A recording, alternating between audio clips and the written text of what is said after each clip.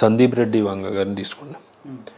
ఆయన్ని కూడా వాళ్ళ ఫ్రెండ్స్ అనేవారంట, నువ్వు ఎంతసేపు రూమ్లో కూర్చుంటావు, నువ్వు పార్టీలకి వాటికి వెళ్ళాలి, నెట్వర్క్ పెంచుకోవాలి, లేకపోతే ఎవడేస్తాడు నీకు అవకాశం. కానీ ఈయన ఆ టైప్ కాదు, అంటే ఓ నెట్వర్క్ పెంచేసుకుని లేదంటే ఆ టైప్ కాదు.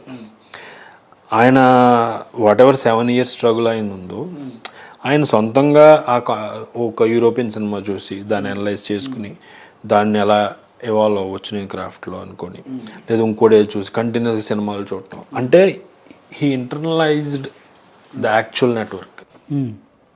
సో ఆయన లోపలికి వెళ్ళి కొద్ది క్రాఫ్ట్ పెరిగింది అయ్యింది.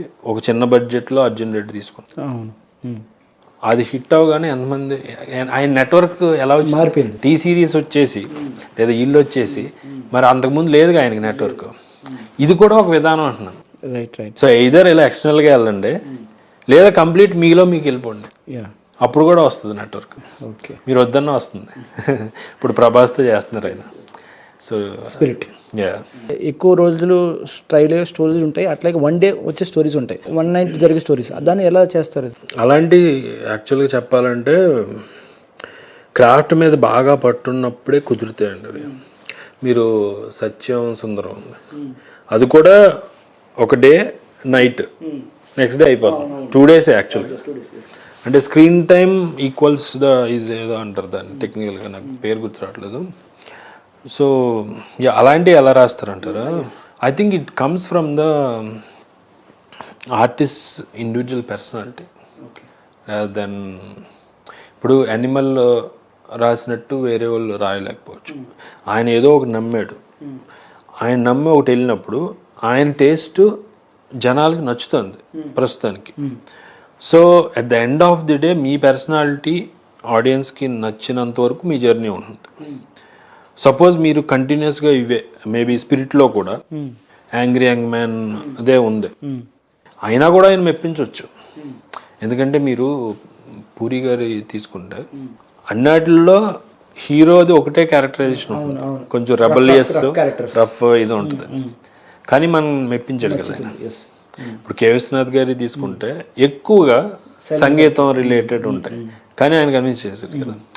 సో అలాగా రేపు యాంగ్రీ యంగ్ మ్యాన్ అన్న పర్టికులర్ ఎలిమెంట్ని సందీప్ వంగ గారు ఒక పతాక స్థాయికి తీసుకెళ్ళి పెట్టారు.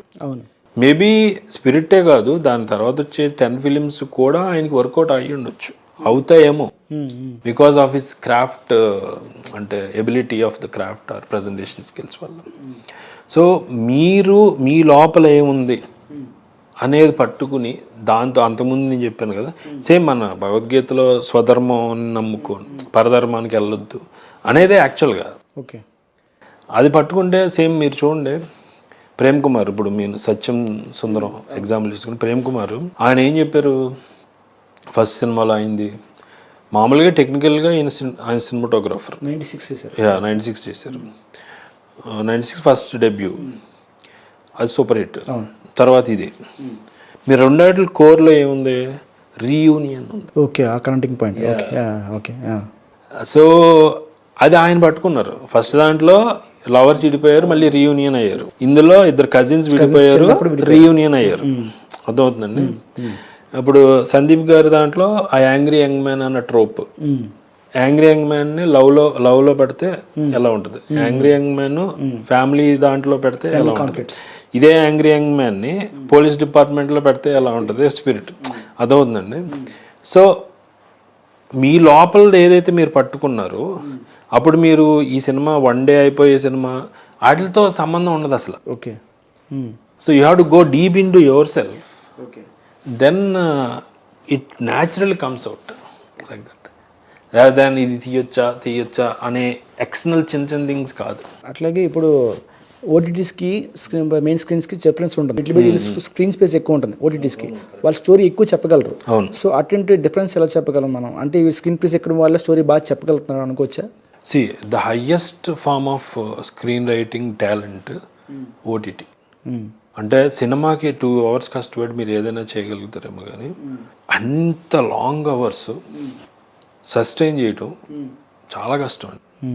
మీరు ఒక గేమ్ ఆఫ్ థ్రోన్స్ అవ్వచ్చు, ఇప్పుడు గేమ్ ఆఫ్ థ్రోన్స్ అంటే అట్లీస్ట్ ప్యాలెస్ పాలిటిక్స్, అట్లీస్ట్ యుద్ధాలు ఏ ఉన్నాయి. అవును. మీరు ఒక నార్కోస్ తీసుకోండి, ఓన్లీ డ్రామా ఉంటుంది.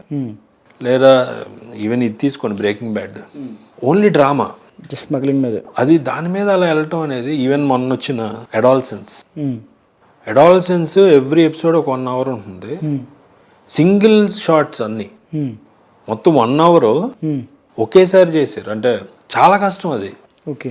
అలా హుక్ చేయటం అనేది, అంటే నేననేది ఏంటంటే మూవీ కన్నా ఓటీటీకి ఒక బింజ్ వర్ది షో రాయటం అనేది ultimate test for a screen writer.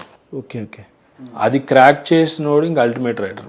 Breaking bad writers అవ్వచ్చు, ఇప్పుడు మొన్న వచ్చిన అడాల్సెన్స్ రైటర్స్ అవ్వచ్చు, అంత ఈజీ కాదండి. మీరు ఏమడుగుతున్నారు మూవీకి డిఫరెన్స్ అంటే అంతే ఎంగేజింగ్ ఎలా చేస్తున్నారండి? అదే ప్యూర్ క్రాఫ్ట్స్మెన్షిప్ అండి, ప్యూర్ క్రాఫ్ట్స్మెన్షిప్. ఇప్పుడు మామూలుగా చూడండి, సినిమా 3 గంటలు ఉందంటేనే ఏమంటారు, మామూలుగా 3 గంటలు ఎవరు చూస్తారు అంటారు. కానీ అదే యానిమల్లో మనం చూసాం, మనం ఏం కంప్లైంట్ చేయలేదుగా. బికాజ్ మీరు ఎంత లెంత్ ఉందని కాదు, మీరు ఎంత హుక్ చేశారు ఆడియన్స్ని, ఎంత ఎంగేజ్ చేశారు అనేది. అది లేదంటే ఇప్పుడు బ్రేకింగ్ బ్యాడ్ ఎవరన్నా చూస్తే కంటిన్యూస్గా 10 hours చూస్తారండి. పడుకోవడానికి ఇంకా టైం, నిద్ర వస్తుంది కాబట్టి పడుకుంటారు. కానీ ఐ నో సమ్ పీపుల్ కంటిన్యూస్గా చూసి ఒక 2-3 hours పడుకుని మళ్ళీ, అంటే విత్ ఇన్ 1 weekలోనే అన్న సీజన్స్ బోల్డ్ ఉన్నాయి కదా. ఒక్కో సీజన్ 1 hour ఉంటుంది, అది ఒక్కో ఎపిసోడ్. అలా కంటిన్యూస్గా చూసి ఎందుకు చూస్తున్నారు అంటే అదే ప్రూవ్ చేస్తుంది కదా, డ్యూరేషన్ ఆఫ్ ద షో టైంకి మనిషి అటెన్షన్ స్పాన్ పోయింది అన్నదానికి అసలు సంబంధం లేదు. ఎందుకంటే రీల్స్కి అలవాటు పడిపోయారు, 30 seconds చూస్తున్నారు, అందుకు సినిమా చూడట్లేదు అనేది కాంట్రడిక్షన్ కదా. Total difference. అంటే నువ్వు నన్ను ఎంగేజ్ చేస్తే ఎన్ని గంటలు అయితే చూస్తా. సో ఇప్పుడు సీక్వెల్స్ అయితే ట్రెండింగ్ లో ఉంటుంది. సో మూవీస్ కి సీక్వెల్ హిట్ అయినా ఏమైనా సరే సీక్వెల్ వెళ్తారు, కానీ కొన్ని ప్రిక్వెల్ వెళ్తున్నారు. ఇప్పుడు సమ్ ఎగ్జాంపుల్ కాంతార. సో కాంతారకి ప్రిక్వెల్ వెళ్ళారు ఆయన. సో దాంట్లో ఒక షార్ట్ ఉంటుంది లాస్ట్ లో, సంథింగ్ దేవుడు వచ్చి అలాగా సబ్జెక్ట్. సో ఆ సీన్ తీసేటప్పుడు ఆ స్క్రిప్ట్ రైటింగ్ ఎలా ఉంటుంది అక్కడ? అంటే ఇప్పుడు వాళ్ళు ప్రీక్వెల్ డెసిషన్ ఎప్పుడు తీసుకున్నారో నాకు ఐడియా లేదు. రాస్తున్నప్పుడే తీసుకున్నారా లేదా రైటింగ్ లాస్ట్లో తీసుకున్నారా అనేది తెలియదు. ఎలా ఉంటుంది అంటే అది maybe I cannot explain it in words. ఇప్పుడు మొన్న వేరే సోరా Part 2 ఇప్పుడు రిలీజ్ చేశారు, ప్రీక్వెల్ తర్వాత వస్తుంది. అంటే నా పాయింట్ ఏంటంటే ఇప్పుడు జనరల్ సీక్వెల్ తీస్తారు, ప్రీక్వెల్కి వెళ్ళమంటే ఏంటంటే వేరే జానర్ ట్రై చేస్తున్నారా? కాదు, అది ఇంకా ఇంట్రెస్టింగ్ కదండి. ఇది ఆల్రెడీ హిట్ అయింది, వీడు ఎలా బిహేవ్ చేశాడు, వీడు ఎందుకు ఇలా బిహేవ్ చేసాడో తెలుసా అని బ్యాక్ స్టోరీ చెప్పడమే ప్రీక్వెల్. ప్రీక్వెల్స్ ఇప్పుడే వచ్చినాయండి, ఇదే కాదు, హాలీవుడ్లో కూడా చాలా వాటికి సినిమా హిట్ అయ్యాక తర్వాత ప్రీక్వెల్ రిలీజ్ చేయటం అనేది అదేం కొత్త ఏం కాదు. ఓకే, ఉంది మనకి కొత్త. అదే అడుగుతున్నాను. Thank you for valuable time. ఈరోజు అజయ్ వెగ్సన్ గారితో నెక్స్ట్ ఇంటర్వ్యూతో మళ్ళీ కలుద్దాం. Keep watching, keep TV, signing off.